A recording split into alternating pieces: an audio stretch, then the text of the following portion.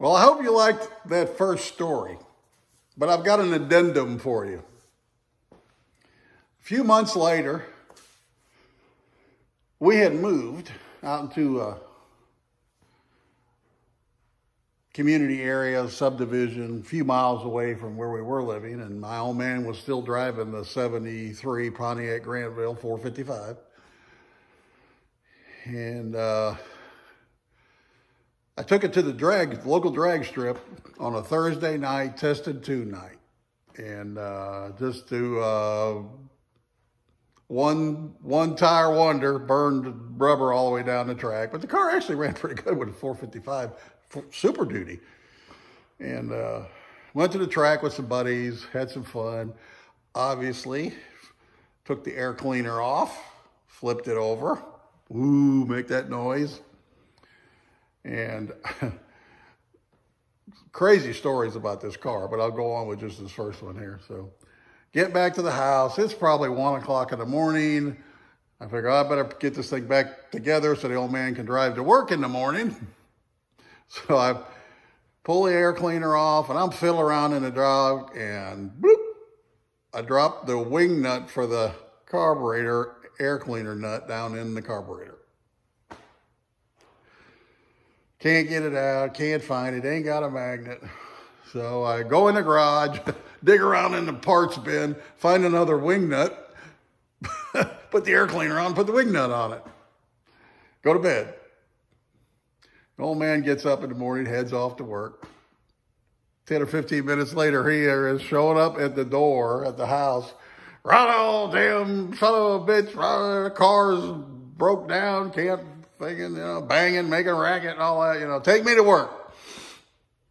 So I take him to work. I head off to high school. I work in the afternoons at a Shell station, pumping gas, tire changes, oil changes, so forth.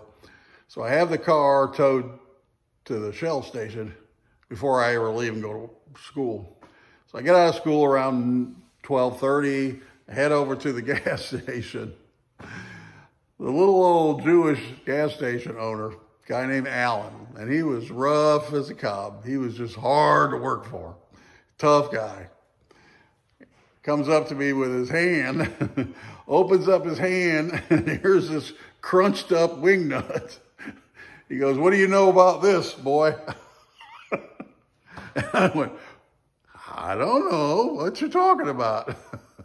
It knocked a hole in number 3 cylinder wall about this big. Once again, on the company car. So we had to have it repaired. The old man had to foot the bill for me dropping the wing nut down in the carburetor. I didn't tell him about that, so I didn't actually fess up to that until I was probably 50 years old. But I think he knew. I think he knew I had something to do with it. And so anyway. And with that car, the last story about that car is we figured out how to run down the highway. Me and my buddies, we figured out how to run down the highway at about 60 miles an hour and drop it in second or gear and turn the ignition off, pump that thermoquad carburetor about 5 times and flip it back on, and kaboom, great big exhaust backfire. Well, we did it one time. I was probably running 100 miles an hour. And we pumped so much gas in it. When I turned that key on, it blew the head pipes clean off the exhaust manifolds. And then it was open headers at that point.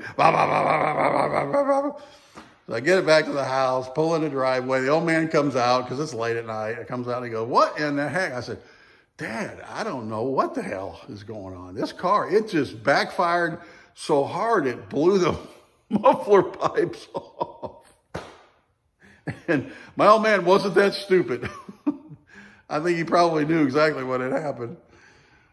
But once again, he bit the bullet, paid the bill, and took it in and had it repaired. So God bless Daddy.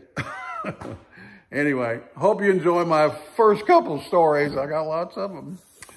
Thanks.